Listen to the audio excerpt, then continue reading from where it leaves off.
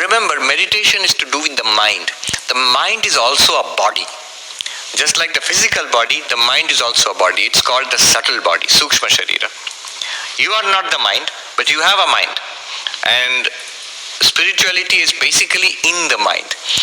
Now, what is the significance of saying that it's a body? Body needs training. Body does not need information. Just like you want a fit body. If you have read all the articles about healthy eating and exercise and all the news feeds and books, will the body become fit? Not at all. Maybe a little more sick than before after reading all so many books. But if you exercise every day in the morning without reading a single book, your body will begin to show the changes. Similarly, the mind, it's a body. It's a subtle body. And body requires training, mind also requires training. Training is repetition. It's what repeating that. Training is repetition.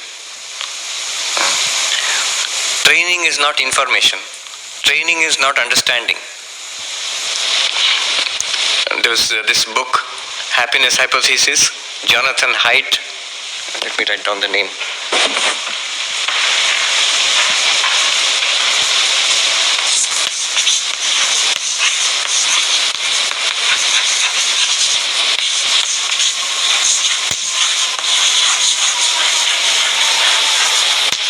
It sounds like a typical self-help book, but it's actually quite a deep book. He is a psychologist.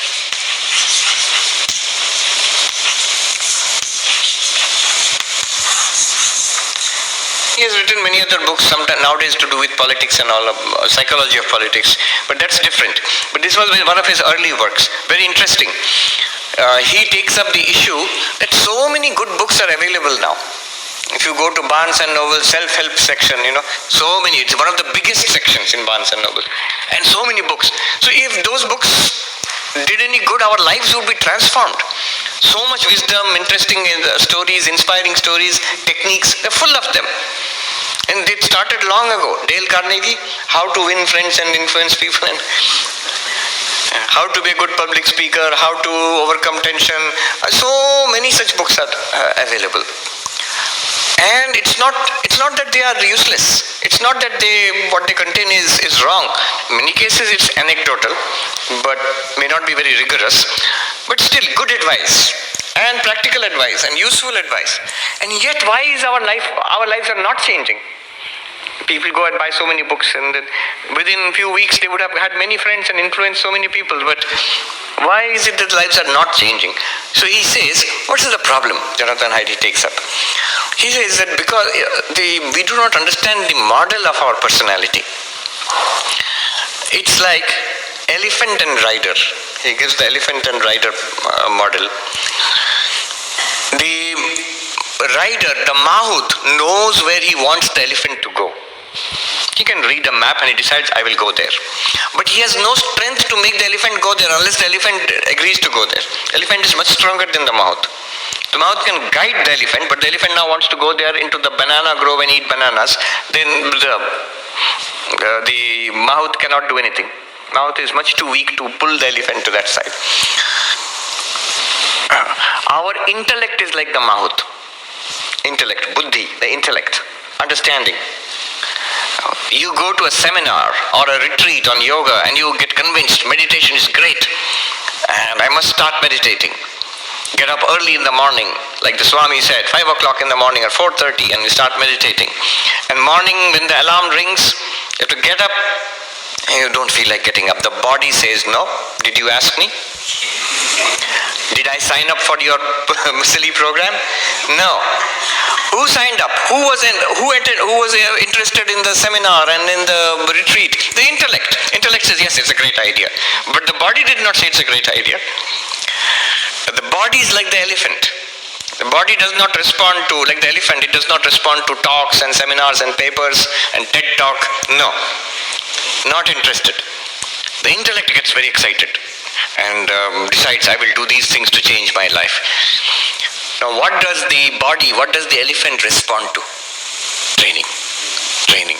How do mouths make the elephant listen to them? Elephants are wild creatures. They're trained. They're trained to respond to certain commands. Similarly, to make it habitual.